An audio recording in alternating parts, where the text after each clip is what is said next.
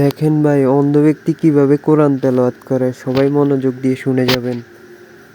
কোরআনের একমাত্র কোন সূরাটি একটি ফলের নাম দিয়ে শুরু হয়েছে? সূরা ৩। সূরা ৩। জি। আমি উত্তরটাকে নেব ইনশাআল্লাহ। সঠিক? সঠিক। সঠিক ইনশাআল্লাহ। আলহামদুলিল্লাহ, উত্তরটা একদম সঠিক আছে। তাহলে কি আপনি কি সেই সূরাটা আমাদেরকে একটু শোনাতে পারবেন? ইনশাআল্লাহ। বলুন। আউযু বিল্লাহি মিনাশ শাইতানির রাজীম। বিসমিল্লাহির রহমানির রহিম।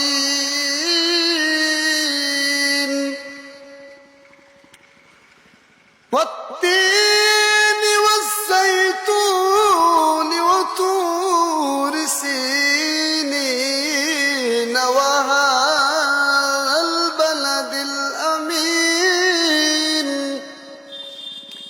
لقد خلقنا الإنسان في أحسن تقويم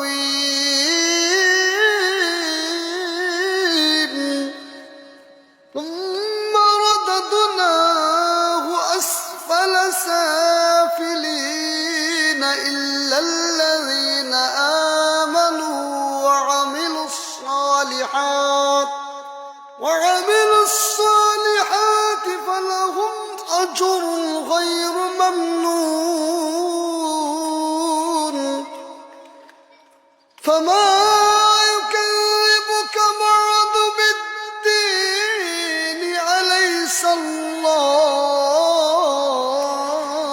بأحكم الحاكمين।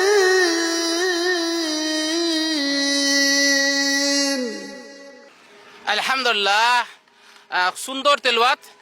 তো আপনারা একটি মাত্রই সূরা যেটি একটি ফলের নাম দিয়ে শুরু হয়েছিল, সূরা ৩। তো আপনারা ইনি অন্ধ হাফেজ সুন্দর একটি তেলাওয়াত করেছে। আপনারা ভিডিওটি প্রচুর পরিমাণে শেয়ার করুন, আর এমন করে শেয়ার করুন যেন প্রত্যেকটা বাড়িতে বাড়িতে যেন ভিডিওটা পৌঁছে যায়। তো আপনারা এই অন্ধ হাফেজের জন্য আপনারা দোয়া করবেন। তো আপনারা সকলে সুস্থ থাকুন এবং ভালো থাকুন। আসসালামু আলাইকুম ওয়া রাহমাতুল্লাহ ওয়া বারাকাতুহু।